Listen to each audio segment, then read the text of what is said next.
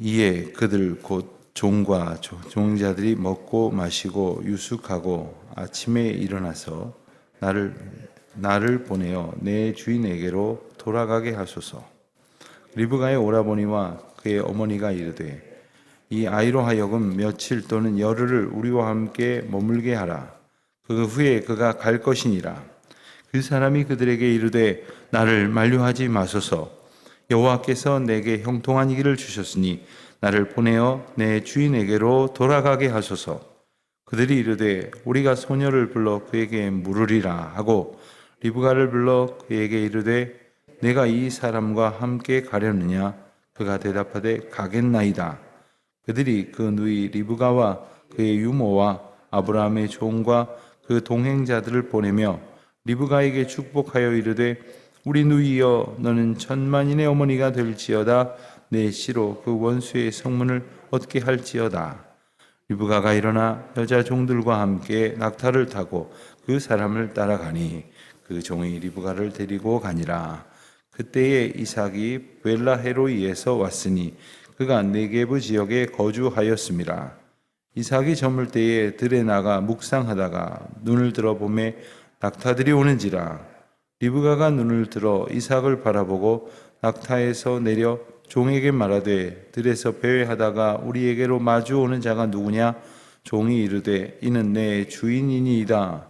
리브가가 너울을 가지고 자기의 얼굴을 가리더라. 종이 그 행한 일을 다 이삭에게 아뢰매 이삭이 리브가를 인도하여 그의 어머니 사라의 장막으로 들이고 그를 맞이하여 아내로 삼고 사랑하였으니 이삭이 그의 어머니를 장례한 후에 위로를 얻었더라. 아멘. 이제 오늘 본문까지 이삭의 결혼에 관련된 내용들이 이어지고 있습니다. 여러 날 동안 우리가 24장을 통해서 하나님께서 아브라함의 아들 이삭이 어떻게 결혼을 하고 또 결혼을 하여 이제 이후에 자녀를 낳게 됨으로써 하나님께서 주신 그 자손의 번성함이라고 하는 복을 어떻게 얻게 되어져 가는지 그 한 대목을 우리가 보게 됩니다. 우리가 보아온 것처럼 아브라함은 그의 아들 이삭의 결혼을 위해서 자기가 신뢰할 만한 종인 다메섹 엘리에셀이라고 추정되는 인물에게 이 며느리감을 선택하는 그 막대한 그 책임을 맡깁니다. 그리고 그뿐만 아니라 신부를 위한 아주 많은 지참금을 위탁해서 그 먼 길을 가게 했습니다. 아마도 이 가고 오는 그리고 그 모든 여정이 어느 정도 걸렸을까? 적지 않은 날들이 걸렸을 것입니다. 그 많은 시간과 또 준비가 필요한 이 일들을 아브라함이 그에게 맡겼다고 하는 것은 아브라함이 얼마나 신임하였는가를 보게 하여 주는 대목이기도 하고 또한 하나님께서 이 모든 과정을 인도하실 것이라고 하는 믿음 속에서 그들이 각각 하나님 앞에 순종하고 각각 하나님을 의지하고 있는 이 귀한 믿음의 자세를 우리가 보게 되었습니다. 오늘 말씀 54절을 보니까 그 종이 소임을 다한 후에 곧 종과 동행자들이 먹고 마시고 유숙하였다 했습니다.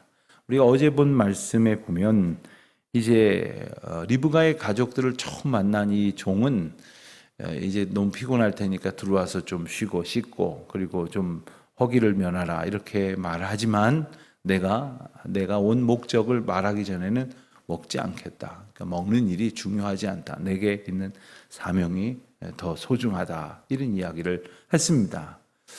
우리가 세상 사는 동안에 무엇이 더 중요하느냐에 따라서 자기의 시간을 드리고 또 물질을 드리고 그리고 정성과 수고를 드립니다. 하루라고 하는 시간은 우리에게 누구나 유한합니다. 그 하루의 시간을 어떻게 사용하느냐. 내 이 하루라고 하는 시간은 바꿔 말하면 하루라고 하는 나의 생명입니다. 그런데 이것을 하는 동안 아무것도 할 수가 없습니다. 우리가 하나님의 길로 걸어가는 그 길을 걷는 동안 다른 길을 걷지 않게 될 것입니다. 다른 길을 걷는 동안 하나님께서 인도하시는 길로 걸어갈 수 없을 것입니다. 우리가 하나님의 인도하심만을 구한다고 하는 것이 그래서 너무 중요한 문제이죠. 자, 이제 이 종의 모습을 보면 이제 그 일을 다 이루고 났더니 비로소 먹고 마시고 유숙하게 됩니다. 그런데 다음날 아침에 일어나서 그가 나를 보내어 내 주인에게로 돌아가게 하소서 이렇게 말합니다. 오늘 본문 말씀에는 아주 점잖은 어떤 그 부탁 내지는 청유형 그러한 표현을 썼다고 한다면 실상 이 원어를 검토해 보면 이것은 대단히 단호한 어조이고 또 명령형 그러한 표현을 담고 있습니다. 물론 억류되어 있거나 못 가게 하고 있는 것은 아닙니다. 그러니까 나로 가게 하라 하는 말은 뭡니까? 혼자 가는 게 아니지 않습니까? 그러니까 리브가가 따라가게 될 것이니까 리브가가 갈 수 있는 채비를 하라 하는 말입니다.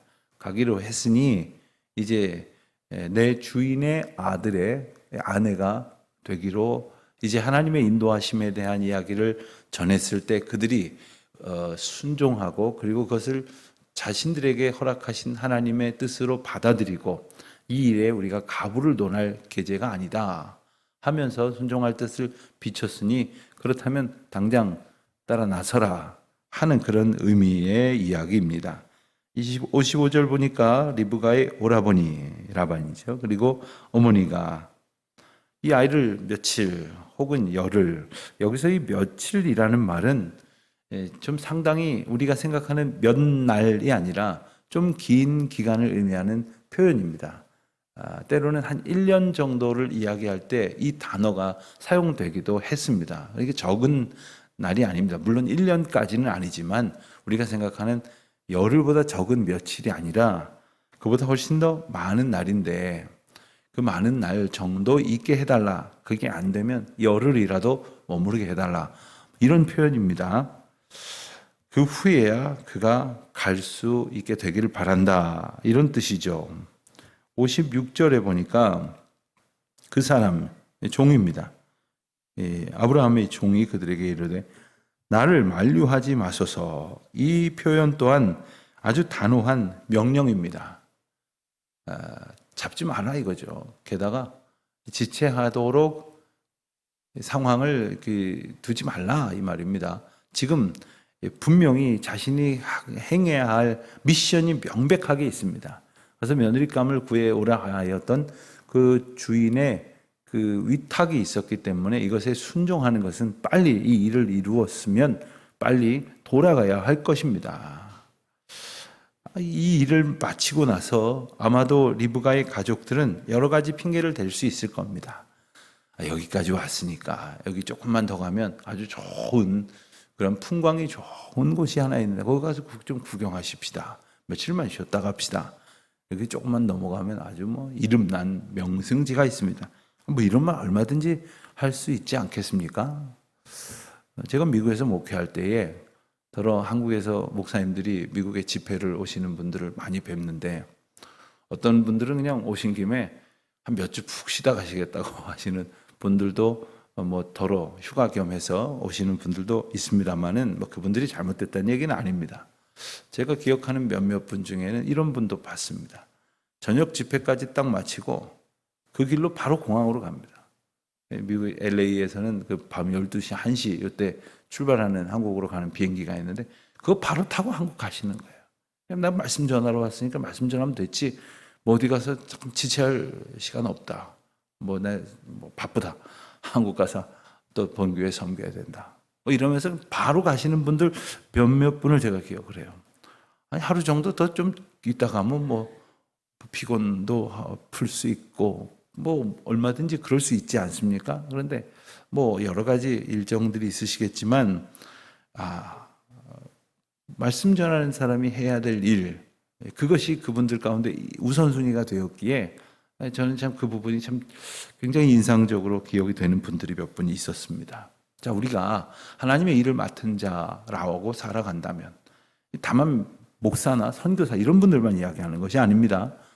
우리에게 맡겨주신 모든 직업과 소명 또한 하나님께서 맡겨주신 겁니다. 그 일을 감당함에 있어서 하나님께서 인도하시는 그 걸음걸음을 하나님께서 인도하신 그 과정 속에서 하나님께서 인도하시는 그 속도 내지는 인도하심의 과정으로 순종하고 있는가를 늘 우리는 염두에 두어야 합니다.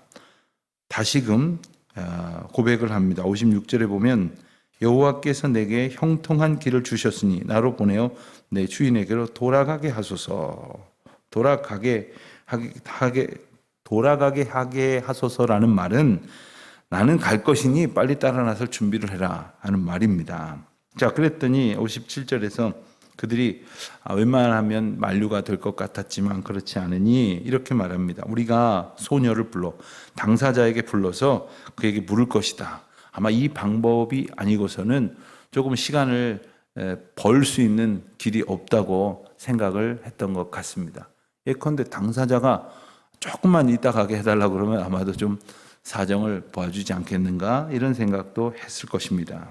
자, 그래서 58절에 보면 리브가를 부릅니다. 그리고 그에게 말하기를 내가 이 사람과 함께 가려느냐 했더니 리브가가 대답을 합니다. 가겠나이다.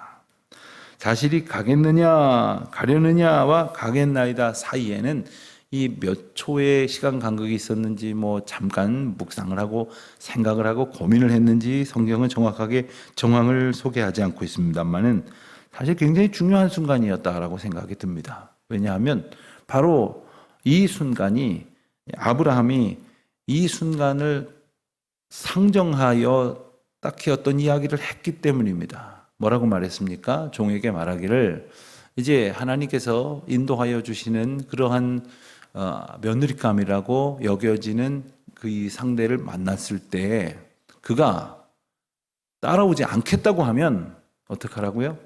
그냥 치워버리라 이거예요. 따라오지 않겠다고 하는 경우에는 하나님의 인도하심의 과정으로 볼 수 없다. 하나님의 인도하심은 나를, 아브라함입니다. 나를 그 땅에서 건져내셔서 하나님만 의지하게 하셨던 것처럼 한 여인이 비록 어린 소녀이지만 하나님의 인도하심임을 알고 떠나서 하나님의 인도하심만을 의지하게 하시는 믿음의 고백, 그 가운데에서 또한 하나님께서 번성케 하실 이스라엘 민족을 이루어갈 사명을 얻게 하실 것이다 하는 이야기입니다. 비록 참 얼마나 나이가 들었을까요? 어린, 특별히 40살 된 이삭에 비하면 아주 어린 그러한 처녀일진데 이 어린 이 처녀에게, 이 소녀에게 가겠느냐라고 묻고 있는 거예요. 여러분, 때로는 제가 이런 어떤 결정을 할 수 있겠습니까? 제가 이런 결단을 할 수 있겠습니까? 이런 생각이 드는 일을 하나님께서 우리에게 주실 때가 있어요. 그때에 우리는 때로 나를 스스로 별 볼 일 없다고 생각해서 스스로 그 책임 앞에 나를 온전히 겸손히 두지 않으려는 경우가 있어요. 그리고 다른 사람들한테 이렇게 전가하려는 경우가 있어요. 자기가 결정하고 자기가 순종하고 자기가 하나님의 은혜를 얻고 누리고 책임지며 하나님의 은혜 자리로 더 가까이 나아가려고 하지 않고 오히려 그냥 교회가 하라는 대로 하겠습니다. 목사님이 하라는 대로 하겠습니다. 당신이 하라는 대로 하겠습니다. 이러면서 남한테 이렇게 넘기려고 할 때가 있습니다. 그러나 어린 소녀는 다른 이야기 하지 않습니다. 오라버니한테 오라버니 어떻게 할까요? 어머니 제가 어떻게 하면 좋을까요? 이렇게 자고 오면 하지 않습니다. 눈치 보지 않습니다. 왜냐하면 그 소녀도 우물가에서 이제 아브라함의 종을 처음 만났을 때부터 이것이 심상치 않은 일이 하나님의 인도하심이라고 하는 사실을 그도 알았었기 때문일 것입니다.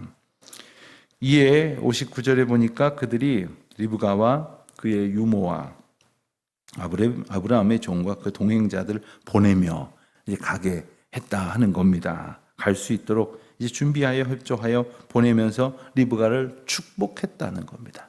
그리고 말하기를 너는 천만인의 어머니가 될지어다. 이 고백은 바로 이 아브라함의 종이 와서 처음에 들려주었던 이 모든 일련의 과정 속에 하나님의 은혜를 그들이 기억하고 있다는 거예요. 하나님의 인도하심을 기억하고 그 은혜를 축복을 하고 있는 겁니다. 그래서 61절에 보는 대로 리브가가 이제 그 사람을 따라 떠나게 되었습니다. 자, 다시 62절을 보면 장면이 가나안 땅으로 이제 화면이 전환이 됩니다. 그때 이삭은 부엘라 헤로이에서 네게부 지역으로 이 거주지를 조금 옮겼다 이렇게 봐야 될 것 같습니다. 무슨 일이 있었는지 자세하게 설명을 하진 않습니다만 그 두 곳의 거리가 아주 많다라고 말할 것도 아닙니다만 조금 환경이 변하였다 이렇게 추정을 할 수가 있겠습니다. 아무튼 63절을 보면 이삭이 저물 때에 들에 나가 묵상하다가, 보통 성경을 보면 아침에 나아가서 이렇게 묵상하며 기도하고 또 아침에 상념에 잠기고 뭐 이런 표현은 많이 나옵니다만 저물 때에 들에 나가서 묵상했다. 이 묵상했다라고 하는 표현은 달리 말하면 좀 이렇게 거닐다 혹은 이렇게 배회하다 뭐 이런 의미도 있을 것입니다. 아마도 이제 마음으로 여러 가지 생각을 하고 또 하나님의 인도하심을 구하는 기도도 하고 묵상도 하고 그랬겠으나 또 한편으로는 자 이제 이 종이 올 때가 됐는데 내 아내의 감을 구하라고 그 명령을 하신 아버지의 말대로 순종하고자 하는 이 종이 올 때가 됐는데 하는 생각을 했지 않겠습니까? 자, 이것은 단지 이 와이프를 기다리는 그런 의미라고만 볼 수는 없을 겁니다. 하나님의 인도하심을 구하는 자세가 어떤 것이냐. 이 이후의 모습을 보면 이삭이 얼마나 하나님의 인도하심을 기도함으로 구하고 있었는지를 볼 수가 있습니다. 자, 이삭이 리브가를 이제 드디어 만났습니다. 드디어 만났는데 이 장면에서 자초지종을 이제 종이 설명을 하는 것을 들으면서 이삭은 리브가를 하나님께서 인도하시고 하나님께서 짝지어 주신 나의 아내감으로 받아들이고 그를 영접을 합니다. 그 자리에서 그 먼 길을 그 사명을 잘 감당해온 종에게 이리 와봐라. 어찌 저런 여인을 골라왔느냐. 뭐 이러지 않았단 말이야. 내 마음에 안 든다. 빨리 가서 다른 사람으로 바꿔와라. 뭐 이런 얘기 하지 않는다는 말이에요. 자, 우리는 때로 하나님의 인도하심과 내가 해야 할 일 사이에서 헷갈려 할 때가 많아요. 하나님의 인도하심은 하나님의 인도하심으로 정말 전적으로 수용할 수 있는 그 믿음의 태도를 가져야 하는 일인데 거기서는 엉뚱한 소리를 해대고 또 내가 할 일은 내가 하지 않고 거기서 또 왜 하나님 인도하시지 않느냐고 하나님 왜 일을 하게 하시지 않느냐고 거기서 말도 안 되는 그러한 불평과 투정을 할 때가 있지 않습니까? 오늘 말씀을 보면 리브가도 이삭도 이 모든 과정이 하나님께서 인도하셨다고 하는 사실을 믿음으로 고백하고 있습니다. 결혼뿐이겠습니까? 세상에서 얼마나 많은 일이 이와 같은 하나님의 주권과 은혜 가운데 있습니까? 제가 청년들을 목회할 때 결혼에 관한 청년들의 관심과 거기에 대한 아주 부담 그리고 기도가 얼마나 많은지 모릅니다. 이것을 놓고 함께 기도하고 또 청년들을 위한 결혼에 대한 세미나도 참 많이 참석도 하고 인도도 하고 그랬는데 여기서 정말 중요한 것은 하나님의 인도하심을 구한다면 하나님의 인도하심을 얻고자 하는 자세와 하나님의 인도하심을 받아들이는 자세가 너무나도 중요한 것인데 하나님 이런 과정 속에 하나님의 인도하심을 구합니다. 열심히 기도해 놓고 하나님이 인도해 주셨으니 마음에 안 듭니다. 하나님 조금만 더 괜찮은 사람은 없을까요? 이 정도면 정말 하나님의 은혜로 감사할 수 있다고 생각을 하다가도 막상 또 결혼 상황 속에서 피하는 얘기입니다만 자기 주제는 생각하지 못하고 그리고 엉뚱한 것을 가지고 이 기준을 헛되이 잡는 이들도 참 많이 있습니다. 하나님의 인도하심이냐 하는 것이에요. 우리 자녀들이 진학을 합니다. 직장을 갖습니다. 또 그러면서 더 많은 사람들을 만납니다. 본인들이 할 수 있는 것이 몇 가지나 되겠습니까?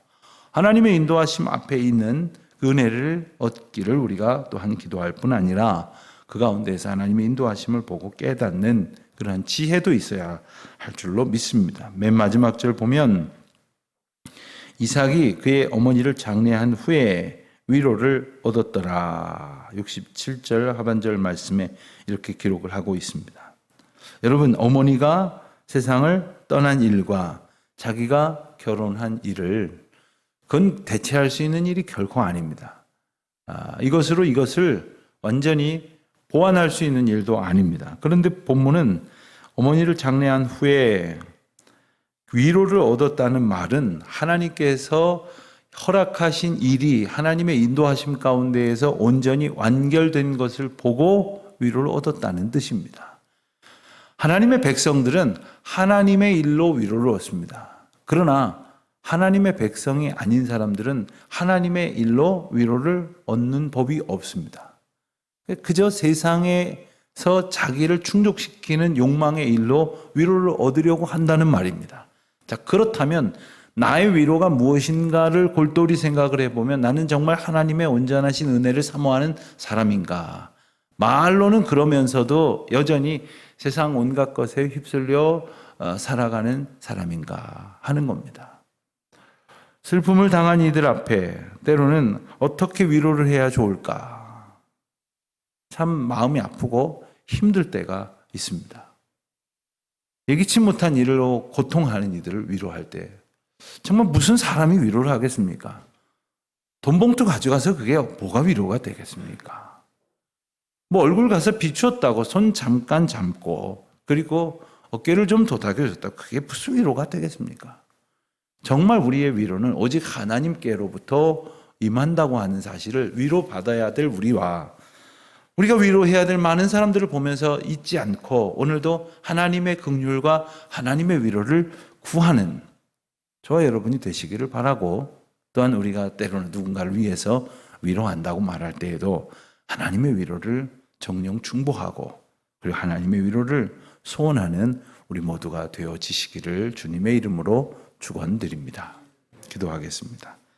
하나님 아버지, 주님의 뜻을 저희에게 날마다 허락하여 주시고 저희로 그 뜻을 깨달아 따르는 믿음의 결단이 느리게 하여 주시옵소서. 오직 하나님의 허락하신 일들이 저희 앞에 펼쳐지는 것으로 위로를 얻는 주의 자녀들이 다 되게 하여 주시옵소서. 예수님의 이름으로 기도드립니다. 아멘.